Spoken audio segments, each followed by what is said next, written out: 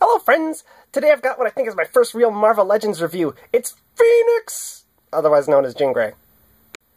So here's Jean out of the box, and she's wearing her Phoenix costume. She gets this costume when she becomes Phoenix, and in the animated Phoenix saga, it's because she goes into the energy contrail of the M'Kraan crystal, I think, or the ship carrying the M'Kraan crystal.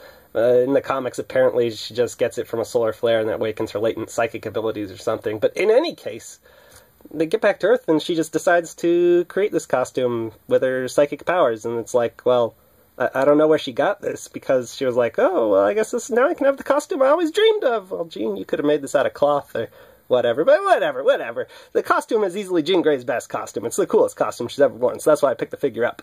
But talking about the sculpt, first thing I noticed about the sculpt is the gloves and the boots are just painted on. I really wish the boots had been sculpted. I wish there were a sculpted line here. For some reason, the gloves not having a sculpted line doesn't bother me that much.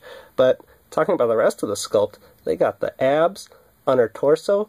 They look really, well, there's no way to put it, sexy. And they sculpted a really sexy butt on the back. But my problem is the boobs. She's got a bit of a mono boob thing going on. It's like, come on, you got no problem sculpting a really sexy butt. Why can't you sculpt a little sexier boobs? A standout part of the sculpt, though, is definitely the head. Look at that head sculpt. It looks powerful. It looks sexy. It's totally how Jean Grey should look. And then my favorite part is the hair. They got it wavy and billowing, and it looks great. And speaking of the hair, it's got a nice black wash to help bring out all that sculpted detail that just helps it even more. And that's part of the paint. But let's get on to the paint now. The black lips are really a nice touch, I think. There's a bit of a problem with offset eyes. One's going one way, one's going the other way, it looks like. They're not perfectly straight, but it's not that big a deal. The rest of the paint's pretty much perfect. I really love the tone that they used. I wish it would have been like more of a gold, but they thankfully didn't go with some toyish looking yellow. It's like a really nice coppery yellow all over, and there's green obviously, but that's mostly not paint, it's mostly just sculpted. The only real flaw with the paint is this scuff mark I got under the arm, but everything else is pretty great. Now it's time to talk about the articulation. First thing I noticed when playing with the articulation is it's pretty damn impossible to get Jean to stand up. But she has a ball joint head on a hinge, so it can go all around and can look up and down. That's how it's done, Mattel. Please take notes, Okay.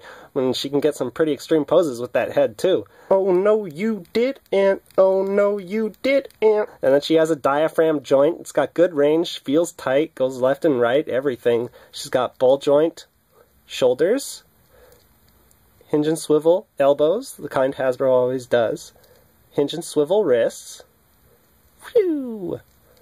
She's got nothing at the waist, but the sash is a separate piece, so it moves around nice. She's got ball joint hips, cut thighs, double knees, and a hinge and rocker ankle down at the bottom. Very good articulation. I just wish she could stand up. The packaging is pretty standard for Marvel Legends. It's collectible, but it's not so fancy that you feel bad about throwing it out. It's got some cool artwork. I really like the yellow that they chose, although, I mean, that's an appropriate color for X-Men, but the back is so barren, they could have put some design. Anyways, once you get the tape cut, it just opens up, the tray comes out, and there are no twist ties.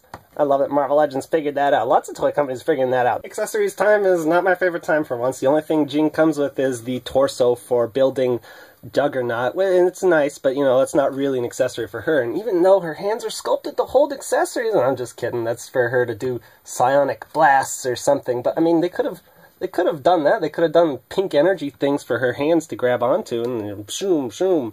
Or you know what would have been even cooler is like a flight stand, since Phoenix is always flying. That would have been great. Or, I mean, maybe like an alternate head where her eyes are shooting like the energy, or, well, I don't know, shooting energy, but I remember in the Dark Phoenix Saga, the cartoon, her eyes were always glowing red and stuff, so I mean, they could have done that. Or even like look at the packaging, the character artwork. Look how her eyes are glowing and her hair is blowing straight up. Wouldn't that have been a cool alternate head? They're like, hey, we gotta sell the figure, let's make some really cool art. Well, you could have made the figure cool with an alternate head, no accessories at all other than a Build-A-Figure piece, unfortunately. If you can get her standing, Jean stands at 6.5 inches tall. This is a pretty tall lady for a 6-inch scale figure.